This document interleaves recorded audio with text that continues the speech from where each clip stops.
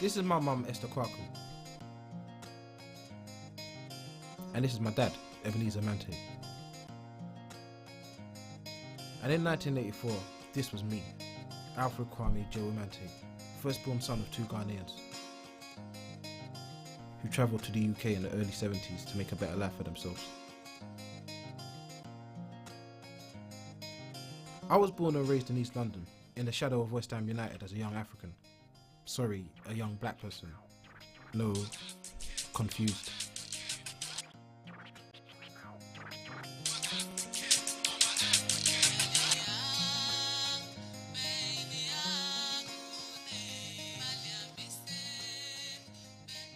I knew I was Ghanaian, but the culture never left the house. I was a black boy with white friends, Asian friends, and black friends. White is white and black is black. But I soon discovered it wasn't that simple. There was a divide in the black community amongst Africans and Caribbeans, and people really didn't like to get the two confused. We're making a documentary called I'm an African. So as soon as I say, is there any Africans, I want everybody, even if you're white, yeah, just to scream. Is there any Africans in there, please? Nowadays, repping your country is cool, and a lot of people take much pride in this, but it hasn't always been this way, especially if you are of African origin, for fear of getting a lot of stick from your friends, largely your Caribbean friends. So I set out to find out why this was. Meeting familiar looking strangers in weird environments and colder climates, some labelled as primates, but to me, these are my lost and found cousins. Though still in 2008 I found myself unrecognised by some, for we've scattered seeds of our mental faculties onto hostile land and watching them grow hostile, frustrated, pissed off and angry, wondering to the world, who the hell do I be? Part of the colonial enterprise in the Caribbean by Britain was to destroy any evidence, any dynamism, any aspect of African heritage and culture. I remember being in primary school, and you turn on the news, and all you'd see on TV is these images of emaciated, starving people in Africa. And that's all you'd see. You never, ever saw anything positive. It was always famine, victims, war, and poverty. No root cause, just consequence. Why would you want to associate with that? You wouldn't, would you? So being an African, when someone that wasn't African saw you, they'd come with a lot of ignorance and stereotypes like, do you live in a hut? Do you ride elephants? Do you wear shoes in the jungle? Just ignorance and stupidity, really. There's more to Africa than that. I mean, we've got a shared history. Such a strong influence on me. And like when I was in school, I used to get bullied by Caribbeans. Yeah, remember that? No, it's not funny. It's not funny, man. And it really wasn't funny. No one should be embarrassed of their culture. I was pretty fortunate as I had a simple Ghanaian name, Kwame Mante. But if your name was Kwesi Ajimantachi Mensah or Oluwatosin Adeyemi, you were going to get torn apart. So as a result, people tended to hide their culture just to fit in. The aspect of African Ghanaian culture wasn't enforced and present inside the home. So therefore, not going to school, in my mind, I was British, right? So especially in primary school, and all that is subtle. And then in the news you're hearing stuff about Ethiopia and starvation and wars and conflicts. So now, obviously, this gets talked about in the media, in the newspapers, and it gets talked about in the classroom. And in the classroom, this is jolting, this is like funny thing to them. So if they know you've got a surname which is weird, or funny, or different, and that's getting attacked. If you look darker than anyone else, that's getting attacked. If you look from a poor country, because you're black, you have to be from a poor country, that's getting attacked. So naturally, as a black child growing up, I didn't really want to associate myself with that. You know what I mean? It wasn't about being an African. It really wasn't in vogue. So certain people used to think, oh, you're Jamaican. I used to go along with that, you know what I mean? You know, you used to come up to me like, oh, you're an ABC. I'll be like, what is that? You're an African beauty scratcher.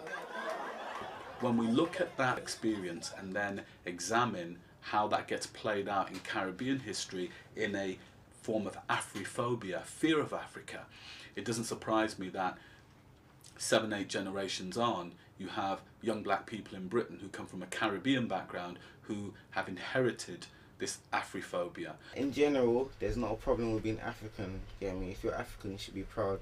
That's the way I see it. But I think in other people's eyes, I think sometimes they use it, like try and use it against you.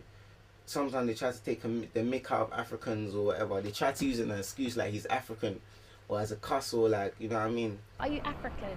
No. Where are you from? Jamaica. Okay, you look African.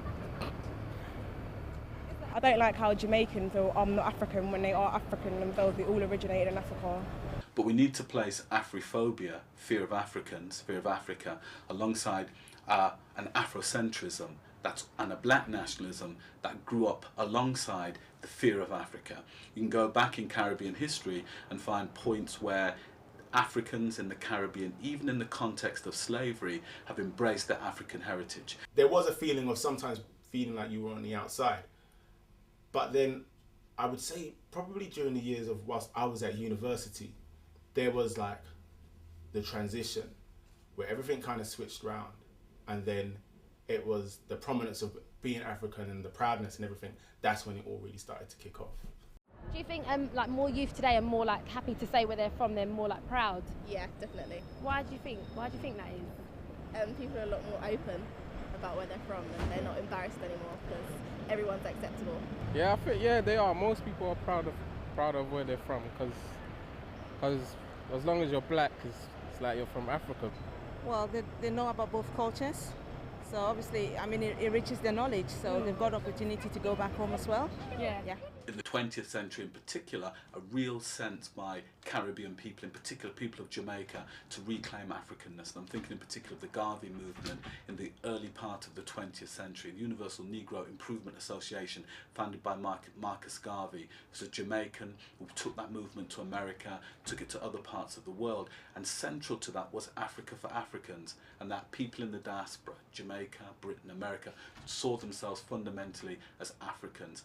Now, I think, you walk down the street and people are, youngsters anyway, like are definitely kind of more, you see their African influence in the way that they walk, the way that they talk.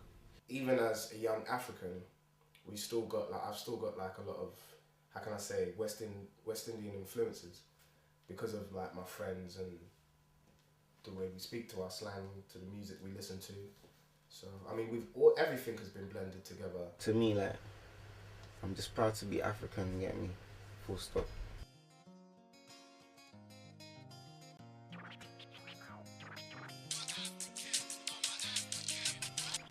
Throughout this journey, I've shared many experiences with others in regards to identity.